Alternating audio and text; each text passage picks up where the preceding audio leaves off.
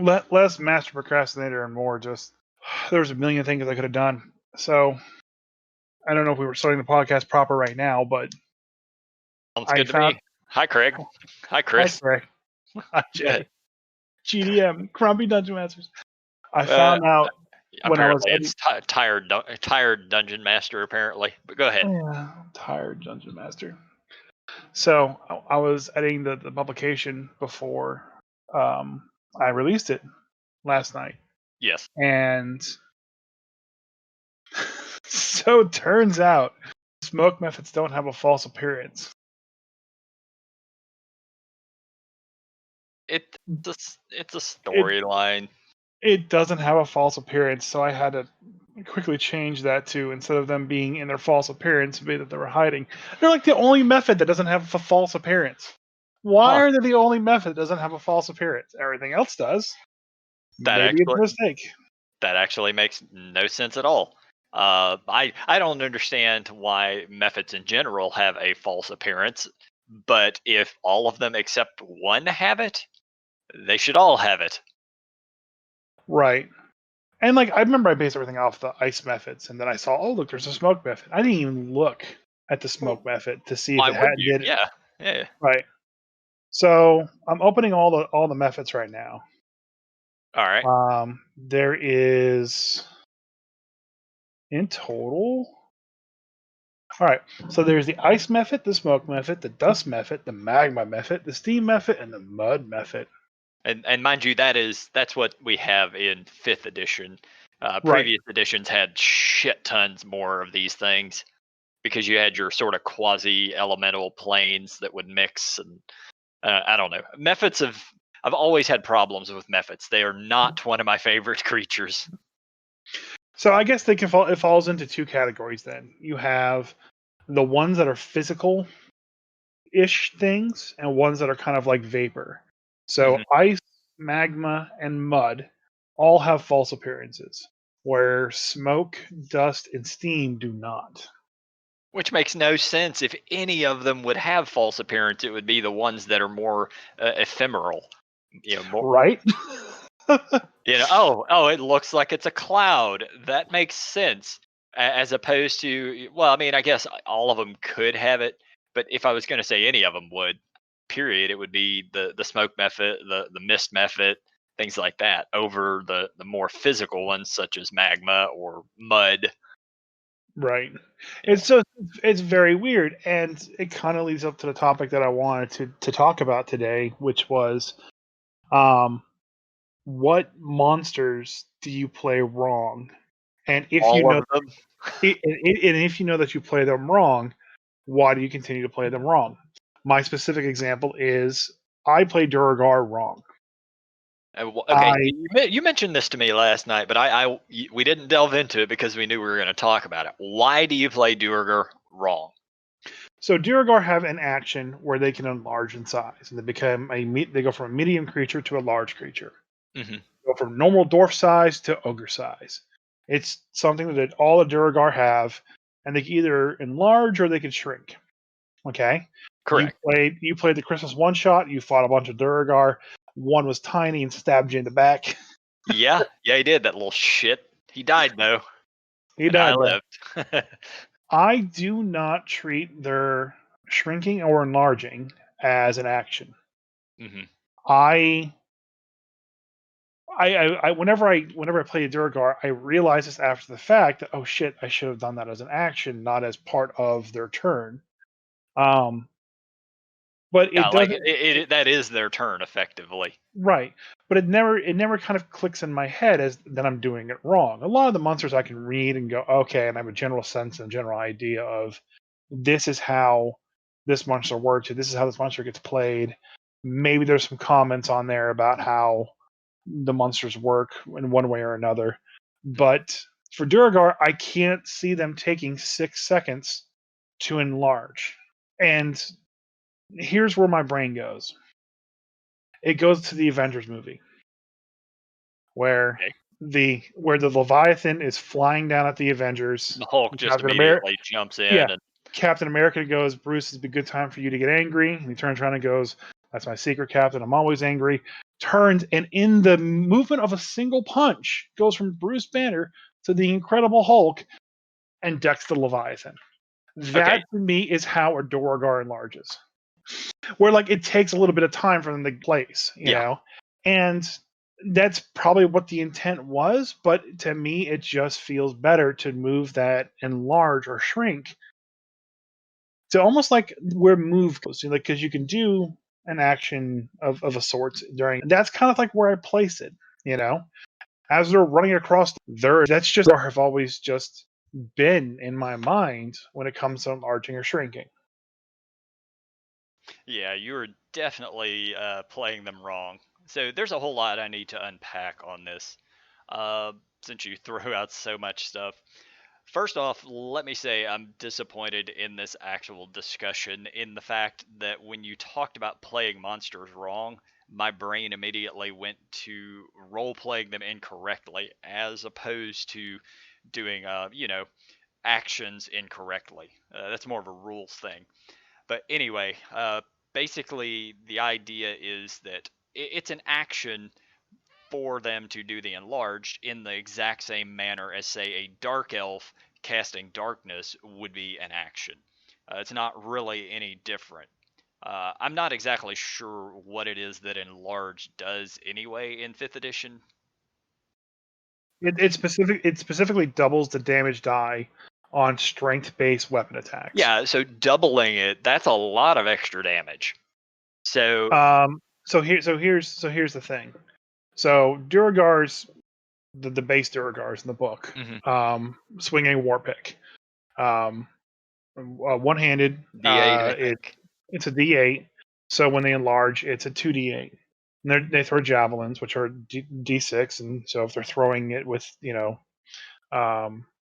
because they're throwing a javelin with strength, it becomes 2D6. Now, from a balance would they throw standpoint, javelins? That makes no sense. I don't know. So because they're strength based, I don't know if crossbows are strength based. Maybe I played that wrong last night, but that's another point. Yeah. Anyways, Durgar are CR1. They are essentially they can enlarge and they get double their damage die because of it. They swing a weapon that's a D8. They throw something that's a D6, and they can turn invisible. Yes. And it has resilience to being charmed or paralyzed. Yeah. And poison spells. Now, the inverse of that, the more common creature that you can fight that is also a CR1 is a bugbear. Mm-hmm. Okay? A bugbear swings a Morningstar, just like a Duragar, it's a D8.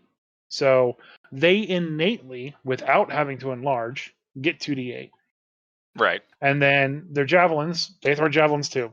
Strength based, they get 2D6 on their javelins.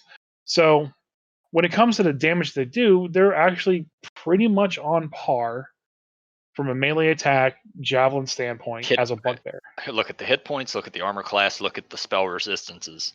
Same thing. So armor class is 16 for the bugbear. Same with the Duragar. That doesn't seem right. Hide armor, shield, scale mail, shield. Now Duragar have 2 extra advantages that over the bugbear that invisibility it doesn't get. Pretty fucking big. Invisibility and the Duragar resilience. Right. So they, when it comes to how much damage they can output and how much damage they can take back, they're pretty much equal. Bugbear technically actually has one more hit point than the Duragar does. So when it comes to enlarging them on the turn and still having them attack on that same turn, I don't think it matters at all when it comes to balance. They are equivalent to a bugbear when it comes to enlarging and attacking. Yeah, but challenge rating is not necessarily based off of how much damage you can do. So I mean, which is fair. If they were supposed to be harder to kill, maybe they're CR2. As invisibility is massive. Now, yes, you're only going to get one attack from being invisible. That being said, it will be an advantage, so the odds of you hitting go way up. Thus, you're almost certainly going to be out damaging the bugbear. Now, bugbear, I think, gets some stealth advantage. So if a bugbear hits you in the first round of combat, it takes an extra 2d6. Yeah, it gets sneak attack damage.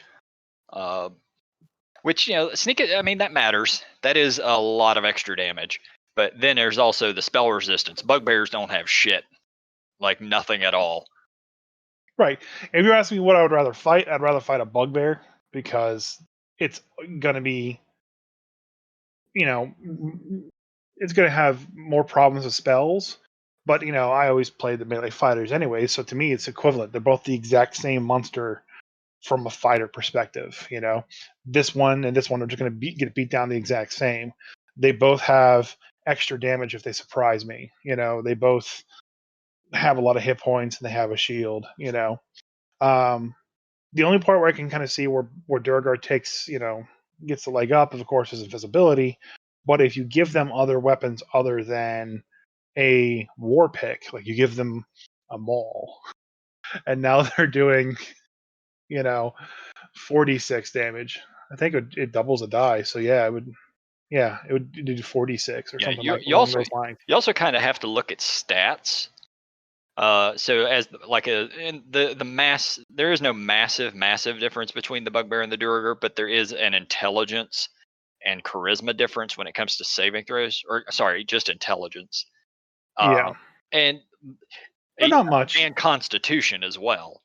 So Duergars get a higher con save and they get a higher intelligence save, which it might not sound like a lot, but when you're trying to sort of get that CR, I think Duergar are underrated on the CR. If there was like a 1.5 challenge rating, that's where I would put the Duergar as opposed to the Yeah, Bugbear, which okay, Bugbear is a CR1, makes sense. I think the reason why I like Durgar is bugbears are very chaotic. Hmm. They're not. They don't have. They can set traps and they can ambush. They're born for battle and mayhem, as they put here. Right, they're But they goblin. raid and they raid and they hunt. They're very just kind of everywhere. The strength of the Duergar is you have the base stats, but they're still dwarves at the end of the day. So basically, they will hunker down behind stone and set up ambushes and wear you out through attrition.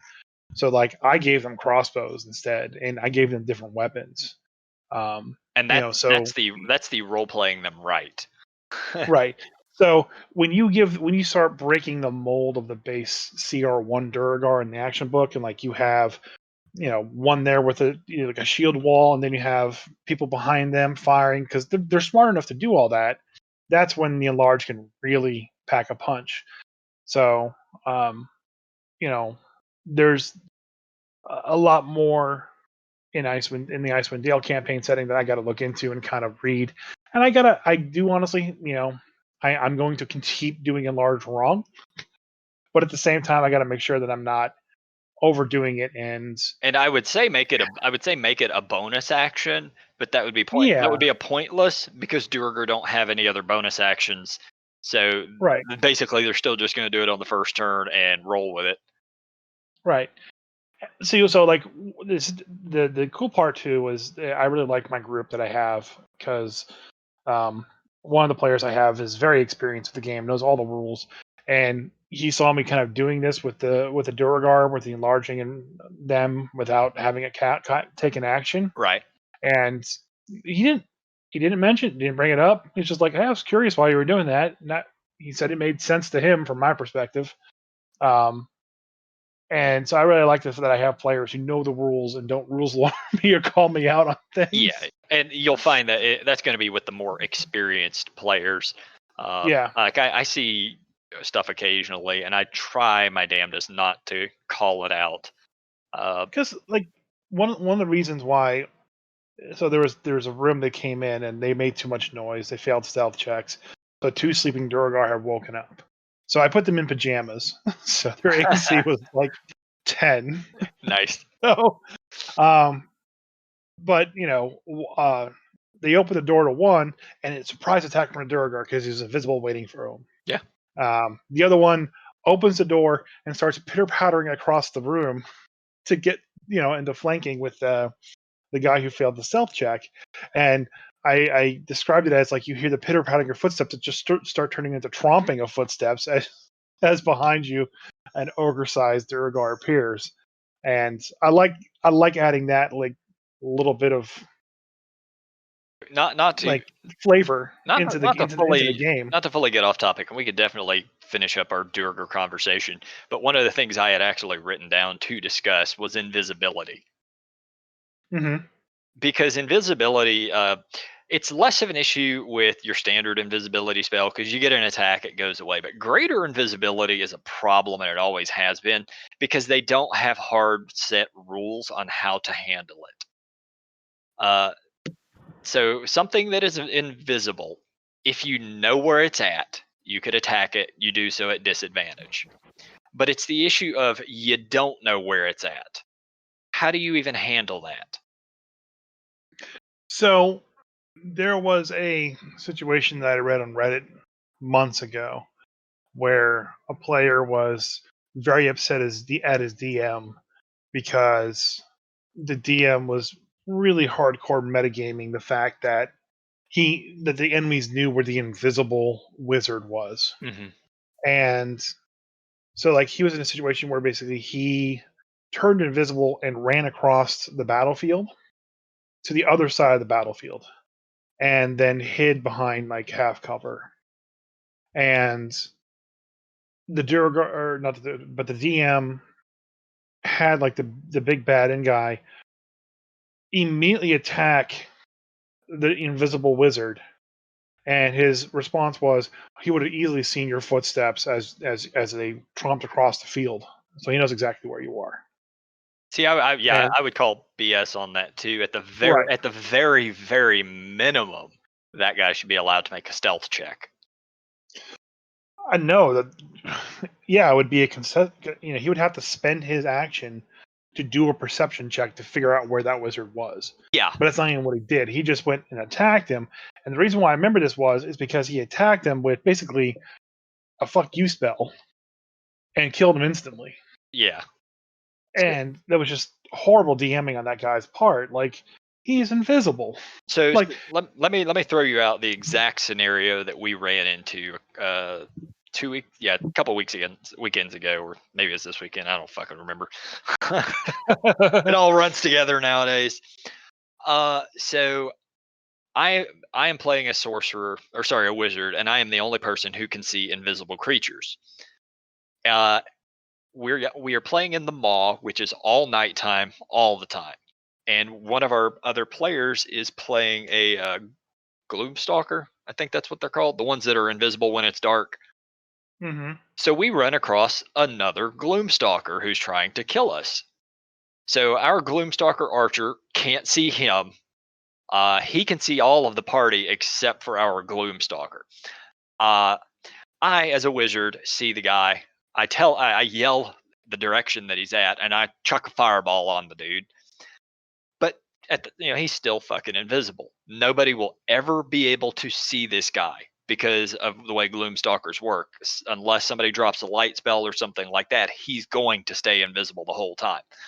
So I'm trying to figure out how to get it directed so that my archer can actually start firing at this dude. But when you're, when you're 50, 60, 70 feet apart, you can't even tell. Like, it wouldn't be firing at disadvantage. It's just firing in a random fucking direction. hmm Uh, we ended up getting around it when the guy came to actually attack me and got into melee with me. At that point, I threw some shit on him, and the DM was nice enough to let it stick for a round. Basically, I reached into my pouch, pulled out Dust of Deliciousness, which is this shitty magic item that's one use only, and I threw it on him. So he was covered in spices for a round. But yeah, yeah. it's just this idea of invisibility is so hard to properly manage as a player and as a DM. If you can see invisible, the best thing that you can do as a player is mark a square that's adjacent. Like if you like, for example, if you have create bonfire, you use create bonfire to create bonfire on that square where the invisible target is. So they're going to take damage from that, and you light up the square that they're in. So now they can just attack that square and all they get is the bonuses from being invisible and whatnot. But then, like, if you use bonfire in an adjacent square, then they're attacking a random square around it, and you can usually roll percentages to kind of Yeah. figure out whether or not you even hit the right square. There's a lot of extra math involved and a lot of extra die rolling. So I think that's why people don't use invisibility all that much. There are certainly ways for parties to be creative. Like if I Yeah, wanted to, I could have just cast Flaming Sphere, run it into him, and parked it right behind him, and say, "Shoot at yeah, the sphere." At that point, okay, they're still at disadvantage, but they know the location. right. But then he That's moves on his turn, and up, we're back to square one. Yep, and that's just kind of just like, hey, I'm going to move the sphere onto the square he's at. Hold your action until I move the sphere, and then shoot there. Yeah, And that's usually the way around it, and it makes sense in a yeah. greater Like I, aspect of I don't things. feel it's overwhelming. I just think it's a difficult thing to handle. It can be difficult to handle, especially if you don't have the right party to deal with it. Yeah. Like if I brought my fighter into that situation, my fighter's dead. He can't do shit against invisibility Nope. unless they're standing right in front of him. Yeah, like an invisible archer is the fucking worst, man. Invisible Yeah. melee is not that big of a deal because they're gonna still have to be swinging at you, so you're swinging back at disadvantage. But if they're an archer and they're off, 70 feet, 100 feet away, you better have a fucking wizard or something to, you know, mark that When shit because it's a problem. so when I ran the the D&D game for our LARP group, Hmm. for our specific group at the LARP, Daryl, our friend, played a rogue essentially to mimic his character from the LARP, Yep. and he took greater invisibility, and they're fighting these big fuck off monsters, which are essentially just dragons with dragon stats, and he's just greater invisible, just like stabbing away at this thing. It can't Monster can't do anything to hit him, so you just stab, stand still, Yeah, if it can't see him, it can't stab, hurt him stand still.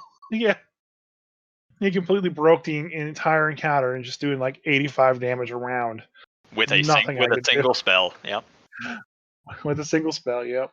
Yeah, I've always thought greater invisibility is one of the most potent spells in the game. Late in the game, it becomes less of an issue because a lot more things will see invisibility, but Yeah, with it can, blind sight and whatnot. yeah, but it'll definitely trivialize a lot of encounters. Yep. I Uh, mean, overall, I think it works, and it just when you first come across it as a DM, it's kind of shocking and jarring, especially when like a player uses it to break an encounter. mhm. But that's the purpose of the spell. Let them break the encounter. Let them sneak into the treasure room because no one noticed them because they were invisible, and let them steal all the treasure. Yeah, I mean, at that point, you Eventually, just have to find creative ways, not necessarily to prevent it, but to to deal with it. All right, so invisible people broke in, stole all the treasure. At that point, well, how do you handle it from a game world perspective? Yeah, and I can answer that question by answering it this way: if they aren't rich enough to have a treasure room, they're rich enough to have an anti-magic field. yes, that is true. As well as they could hire the wizard police to come and hunt you down for having done it. The wizard police. Yes, the wizard police. Then there's also locate object spell. You just happen to pick up something out of there that they know what it is and they go looking for it. Locate object has limitations on it, but there's also legend lore. If things that were stolen are extremely valuable, you can legend lore to find out more about where the object is at, track these people Hmm. down. Yeah, yeah. There's a lot of ways of handling weird stuff like that. Yeah, I mean, there definitely are. I mean, if you're running a module, they'll probably, the players will probably just get away with it forever for free. Most But likely, if yes. you're Yeah. if you're homebrewing it, there's a lot of options available to you. So back to the role playing of Duergar and Bugbears correctly or incorrectly. And it is kind of what you were talking about with the if you look at the alignments, I know nobody gives a shit about alignment anymore, myself kind of included, but it does sort of matter when it comes to role playing. Whereas the Duergar are lawful evil, the Bugbears are chaotic evil. Mhm. They are goblinoid, and yeah, they're probably used to a lot of just randomness and chaos on the battlefield. They wouldn't think necessarily to plan ahead. Now, bugbears are likely to plan ambushes. That is sort of their shtick within the goblinoid tribes. But at the same time, if things start going badly, they're not going to group up and unify against the opposition. Whereas Duergar almost certainly will just try to barricade a corridor and hold the position down, put a couple of shields up front, and like you said earlier, just start launching crossbow bolts. Yeah. And if they have wizards, start chucking fireballs. It understanding how the monsters work is a massive, or how they think, how these groups sort of react, is a massive boon for the DM when it comes to playing them correctly. Um, that's one of the reasons I like Volos so much. Is it actually goes into details about how a lot of these different monster types act, specifically with the mind flayers, with the goblinoids, with hobgoblins, which I'm a big fan of. The Mhm. Yuan-ti, which I didn't know anything about until Volos came out. Like I knew they existed, I knew they lived in jungles, but I have never used them in anything. And now I actually have a lot of information sitting there right at my fingertips about them. Yeah.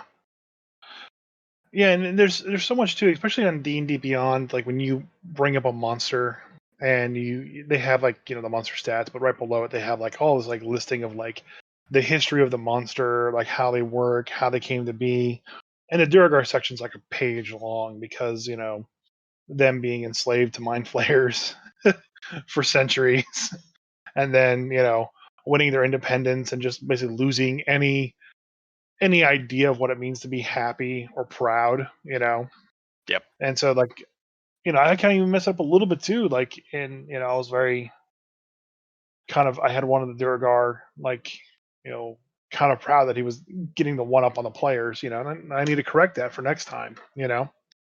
Um, Yeah. They don't really have so they don't have an ego necessarily to stoke. right. Um, but yeah, it's a lot of fun. I really liked the Duragar. Playing Duergar would be like playing Eeyore. Yeah, Oh bother. Yeah, like, I'm gonna hit him again. I'll swing at him again.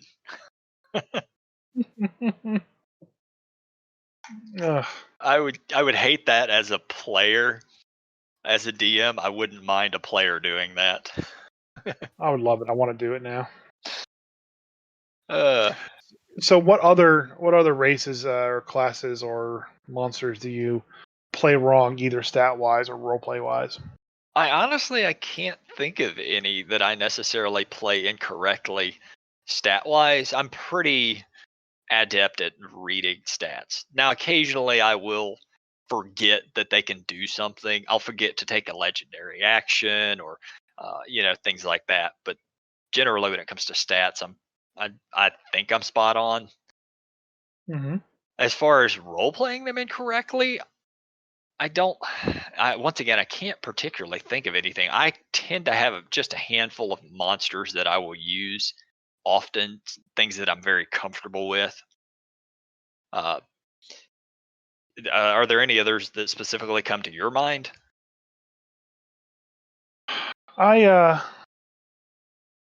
I can never get goblins right. I know they're the trash throwaway monster, but there are so many different variants of goblins that when I'm a goblin and you're a goblin, which goblin are we referring to? And then I think it just all kind of bleeds together for me. So like my goblins have a hint of the evil, chaotic um, goblins of like D&D and kind of Goblin Slayer Right. in a way, but I also mix in a lot of WoW Goblin. So I don't really think Got that what you works need.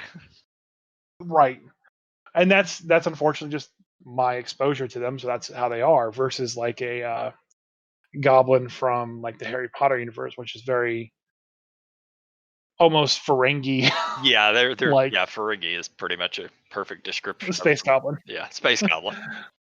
So I mean, a lot of people like to play them that way and see them that way. So that's always kind of a weird thing when you start addressing goblins, and then like people who play goblins as the evil chaotic creatures that they are always seem to play kobolds the same way, Yeah, and they always seem to forget the fact that kobolds aren't the evil chaotic creatures that goblins are, even though they're kind of there, and they always forget all about like the dragon aspect of things. Like, and it's hard to kind of bring that in when like they're just used as throwaway monsters when you're between levels 1 and 3. goblins to me are absolutely what I consider the throwaway monster. They're sort of the pinnacle of the throwaway monster. Kobolds to me, I don't think of in that same way. Uh, while they are just sort of trash monsters and they'll get murdered rather quickly, I tend to role play them as extremely cowardly, whereas I don't necessarily do that with goblins. And maybe this is incorrect, but that's just sort of how I do it. Kobolds, I feel, are much more likely to just run the hell away, as of goblins who will most of the time stand and fight until they die.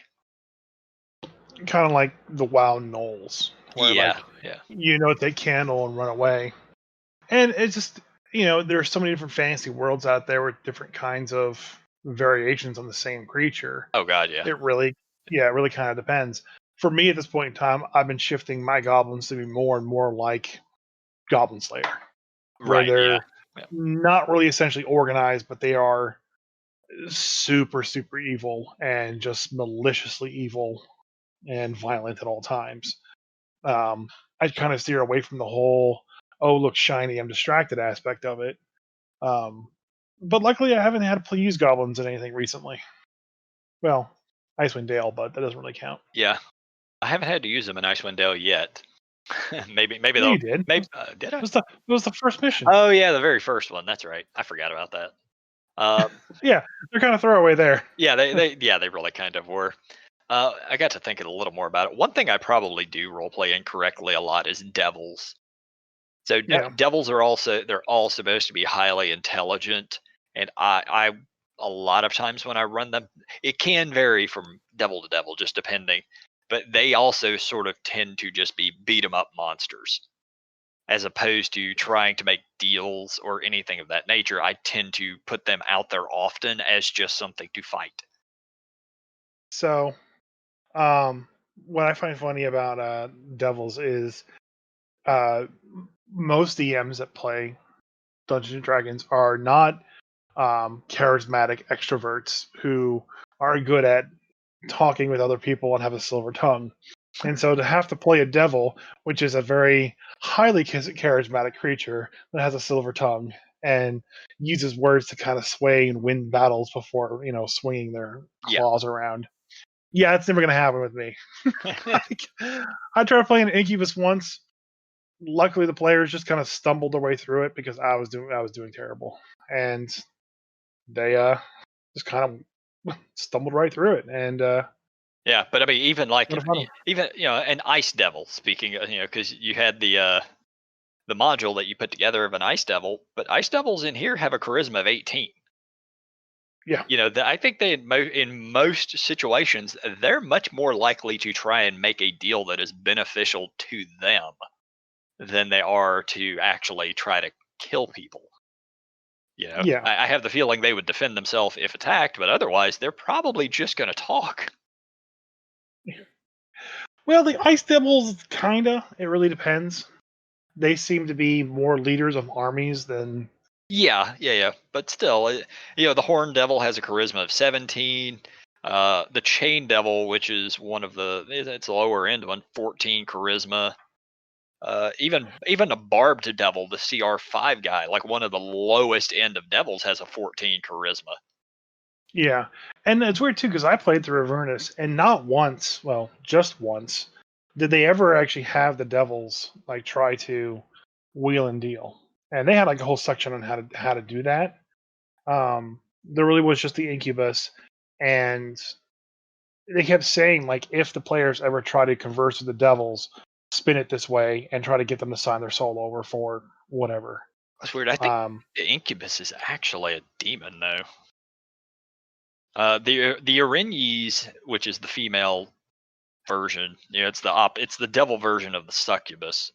I think a succubus and incubus would be devils or demons. God, I'm messing it up. mhm. Uh, I just remember that's what it was in Avernus. yeah. I But mean, yeah, like the bearded devils and all the other devils were just trash monsters you fought through. They wanted nothing to do with you unless the players tried to actively go that way. And essentially, I was doing it for Adventures League. There's not a chance that I'm okay. What they've done gonna is try to wheel and deal. the succubus incubus are not under demons and devils at all. They're separate. They are their own thing. They are fiends, but yeah, apparently they are neither anymore. I know that didn't used to be the case. Yeah, they can be found in service to devils, demons, night hags, rakshasas, yugoloths, so forth. Huh. Never knew that. Something new every day. Yeah. They were definitely, I mean, I don't even know that in earlier editions, succubuses, or I don't know that they separated demons and devils. It was sort of just all the same. Yeah. Speaking of earlier editions, so we've talked about uh, differences between the editions plenty of times before, but I know we've briefly talked about initiative, and I wanted to actually go back and look at it, so I did. So I pulled out my second edition book, and initiative. It's been so long since I played second edition, I had forgotten it, but it's a very different initiative system than what we currently have. So currently, you roll a d20, you add your dexterity bonus, you add any other bonuses, and that's whatever you rolled plus that is your initiative, correct? Right. And every single player rolls that as well as the DM. Sometimes the DM will roll once for the entire group of monsters, sometimes he'll roll each one separate. That's sort of up to them to decide. In second edition, and I haven't gone back to first edition because I don't own the book, but I would assume it's probably the same. You would only roll once for each group. So the DM would roll one time, and the players, not each individual player, but one person for the players would roll. And you rolled a d10, and that was your initiative. There's no modifiers, no dex, no anything like that. And that is the actual legitimate rules from second edition. Uh, I Okay. I personally don't think we ever played it that way. There were multiple variants that they had in that same section, and I probably learned it as a variant and never actually played it the original way. But the variants were much more akin to what you already are used to. Every individual player rolling their own initiative. It was still a D10, but everybody just rolled it, and that's when you went on the initiative order. It was rolled every single round though. So you play through one round of combat and then you do it again. Play through another round of combat and do it again. Right. So yeah, it's been so many years I had just forgotten how much the initiative had changed. Uh, One of the other variants that they had that I personally am a huge fan of, and I really, really, really wish that they did it with the newer editions. And maybe at some point I'll implement it myself, but I'd have to actually write up a lot of stuff to do it. Was weapons and spells had speeds attached to them. So if somebody attacking, and mind you, initiative was different. It was low roll goes first. So, like a short sword would have a speed. I'm just throwing numbers out here of like a 2 on it, uh, and a two-handed sword would have an 8 on there. So, if you roll that die, the short sword is going to add 2 to their number. The great sword is going to add 8 to their number. And remember, low roll goes first, so short swords are generally going to go before anything else. But Yeah. there was a massive variance in weapon types that is not around anymore. Because all of the halberds, there was probably 24 different types of halberds that you could pick from. Some of them did piercing, some did slashing, some did bludgeoning, and each one of them had different attack speeds and damage ranges. Now it's sort of simplified as to what you get. You can get a halberd. That's about it. There's no glaive. There's no, you know, geese arm. There's nothing weird. It's just very simplified. Yeah, it's definitely interesting to see how like the systems have evolved over the years. Like you have all these people that bitch and complain, like how terrible fourth edition was and Mhm. how 3.5 was so perfect, and then you have people who are like, well, second was the worst, or first edition was the best edition. And it just they really are just completely different games. First And and second are very, very similar.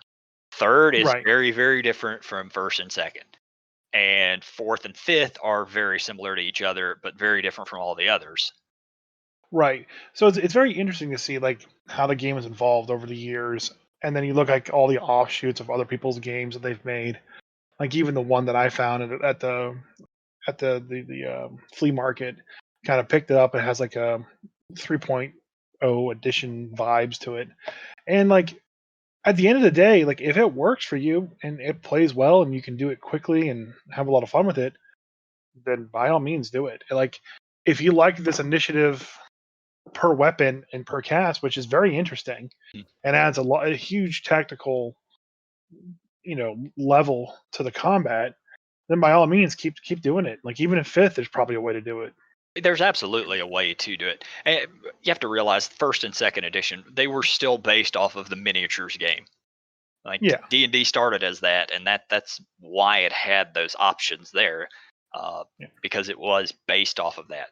It's much, much more streamlined now than it ever was before, and it plays much smoother. That's for sure. But yeah. And other things too is like if you bring it to video games and you bring up Final Fantasy, um, Final Fantasy 1, 2, and 3 pretty much play the same, and then 4 is when they bring in the active time battle system, mhm. um, and then they use it somewhat in 5, and then 6 is where they perfect it. Now hold And on here. Hold on. If we're talking Final Fantasy and you're talking about Final Fantasy 6, which one is that in America? 3. Yeah, okay. I want Um, everybody to be on the same page of what we're talking about here. so that's kind of when they perfected it, and then 7 was pretty much the exact same, Mhm. but they kind of simplified it a little bit. So like if you did a melee attack, your ATB charged faster than if you had cast a spell, Yes. unless you had a high. So that system works really well in that kind of video gamey world, and I can kind of see where that comes from.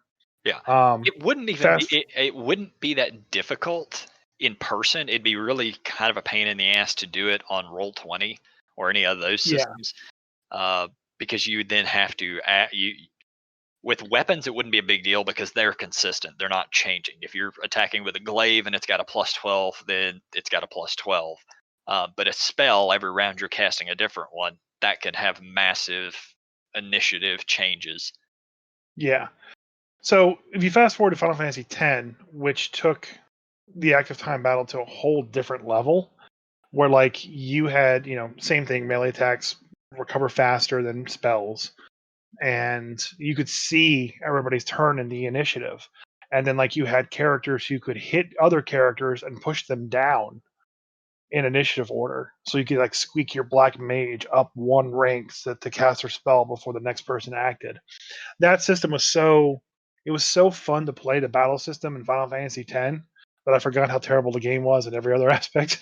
Screw you, Final Fantasy X is the best of all of them. Ah ha ha ha. Yeah, no. No, it was amazing. I love that game. Like out of every Final Fantasy I've ever played, all of them, uh, Tactics is number one in my opinion, and then Final Fantasy X is number two. We're about to lose a bunch of viewers, but Tactics is not a Final Fantasy game. You And can there went you all can of our viewers with that. you can stick Final Fantasy into the title. It doesn't make it a fucking Final Fantasy. They put Final Fantasy on the name of the Secret of Mana series. It doesn't make the Secret of Mana series a Final Fantasy game. Well, Secret of Mana was an action. Yeah, it was action RPG, whereas Final Fantasy is. Yeah. Right. And the first Secret of Mana, they decided to name it Final Fantasy Adventures. Did they? I don't even remember Yep. that. Just because you put Final Fantasy on a game title doesn't make it a Final Fantasy. Final The only Fantasy's Final tactic was it had the job system. It was straight up a Final Oh, Fantasy game. it was a chess game. It was nothing like any other Final Fantasy. It's its own style of game. They just put Final Fantasy on it and went, I hope this works. Now, if you look at most of the Final Fantasy games out there for the DS and whatever other handheld bullshit that's out there, that's what a lot of them are. Is they're sort of off on their own, doing their own thing. Well, they're all MMOs now. Yeah, I know there's at least one of those out there too. 2. I don't know. There's so many. It's so much Final Fantasy out there. I don't even keep up anymore. I think 11 is still running. But most people play 14. Last one I played was 13. No, I didn't even play 13. 12, I think, was the last one I touched. Yeah, I played 12 for like 30 minutes, and I watched someone play 13 and went, that looks horrible, and never touched it. Yeah. I played a good ways into 12, and then my game wouldn't load, so I gave up on it. I saw the chick that was like a bunny or something, and I was like, nah. Too much weeaboo. I'll pass. The kid with the cattail on 9 just broke me. I'm not gonna play a bunny girl. That was a little much. That was a little much. I love Final Fantasy 9. That was the last actual, like, what I consider a Final Fantasy game. That was the last one. Because 10, for all intents and purposes, it really wasn't. It was the next. It was like the next iteration of Final Fantasy games. It was like going from 3.5 to 4th edition. I'm just curious. I wonder if there's a Final Fantasy tabletop out there. Probably not officially, but there definitely is. Other people doing it. There's got to be an official one. There's a trading card game. Wow. All right. It looks like it's got mods for Pathfinder, mods for 4th. Yeah. I've always wondered. I've been trying to find an Overwatch tabletop game. Yeah, it wouldn't make any sense. Yeah, it would. It makes perfect sense. Anyway. I did find a Fallout. Someone converted Fallout to 5th edition, and that system looks great, and I want to play a game in that. I mean, we've already done the Star Wars. I mean, 5th edition is real good about allowing just conversion into it with other stuff. You can you can just grab whatever storyline or world or setting that you like and plop it right into 5th edition, and they did a good job with that. Yeah. Which makes me wonder, like, we talked about it a few times, like, are they going to go to 6 or are they just going to keep expanding 5? Because I honestly don't think they should. Like, they shouldn't make another leap. They'll go to 6th. Mind you, it still may be years from now, but I'm sure they're going to go to 6th, but they're probably going to design it to be even more expandable. I don't see how. Well, we also didn't see how they could make 5th, but it still No, worked. I saw how they can make 5th. I mean, the going from 4E to 5E is a very, like, everything you look is like, oh, that worked okay in 4th, and like it works fantastic in 5. That was like they took 4th and just made it better. Here's the thing, though. They took 4th and they made it better. So many people hated 4th, yet they've gotten on board with 5th, despite it being fairly minimal changes. Right. Don't tell them that, though. They might get angry. Yeah, I mean, it is minimal changes. They've pulled away the using the cards or whatever for taking turns, and they added in the advantage thing. I don't believe that was in 4th. Nope. Yeah, and other than the second I found about it, though, I used it in 4th, and it worked great. Yeah, other than that, it's pretty close. Crap, I had a thought. I just lost it. Bye, thought. See you next time. Bye, yeah, I don't know. Yeah, I'm off topic now. My brain broke. Oh well. My brain literally just broke. I mean, we've been at it for a while. It's reasonably late, and you haven't slept in 4 days or something because you've been writing a module. So. Oh yeah, the module. So that came out today. Yeah, it's officially on DM's Guild. Please buy it. Yeah, check out what's it called. Brain broke again. It still is. It really is. Something about naughty. It's called Everyone's Been Naughty. It's on the DM's Guild. We'll have a link on our website to it, and I'll probably post something about it on Thursday. and it's a one-shot adventure that's Christmas theme, holiday theme. So like in the module, everything is midwinter, but it's a Christmas theme module. I have stat blocks for 3 unique monsters, 2 of which are very familiar to the Christmas holiday, and it's pretty much a romp through trying to save Christmas from being lost forever, essentially. You always want to And save Christmas. I mean, you always want to save it's Christmas. super important to save Christmas. But I'll tell you this, you can't save something without sacrifice. Ooh, leave them with that thought. Yeah. Adam Schumpert let me use some artwork of his from like a decade ago, which looks fantastic. And Yep. then since then, he's had a decade to improve his skills, so his work looks just amazingly fantastic. You guys can check him out as well, Adam Schumpert. He's an amazing, amazing artist. Yeah, and I actually went through and like commissioned a bunch of artists to do some work. Our friend John Vasquez, I don't know how to pronounce his name. He's gonna be mad at me now. He fixed up a lot of the maps. He did a full size world map of Hartsvale, which is an area in the Faerun, but no one has any good maps of it. So now there's actually a map of Hartsvale that actually works. Maybe you can get Watsy to actually pick it up officially. Maybe. We developed 3 unique subclasses that are holiday themed: the Toy Maker, the Merrymaker, and the Bond of the Reindeer, which are Artificer, Bard, and Ranger subclasses, respectively. And those were pretty much reviewed and kind of like pseudo play tested by all you guys. And they're a little overpowered, but it's meant to be worked in the one shot. So I will likely play a toy maker whenever I get to play this. yeah, the Toy Maker is definitely my favorite. If not, then I'm playing something that throws reindeer at people. The Toy Maker essentially it gathers scrap and then uses the scrap to make toys, and the toys are random, kind of like a wild magic barbarian or a wild magic sorcerer. The toys are made at random; they do random things. Yeah. And one of the toys, my favorite toy, is a Xanathar squeaky toy. And when you pull the Xanathar squeaky toy out of the bag, it fires a eye beam randomly at a target of your choice. So there's a chance you can pull Disintegrate. There's a chance you can pull Paralyze. Yep. So, I love it. I love it so much. but yeah, everything is out, and I Yeah. have it on sale right now, up until Christmas. Then it goes up to full price. So if you want it, get it now.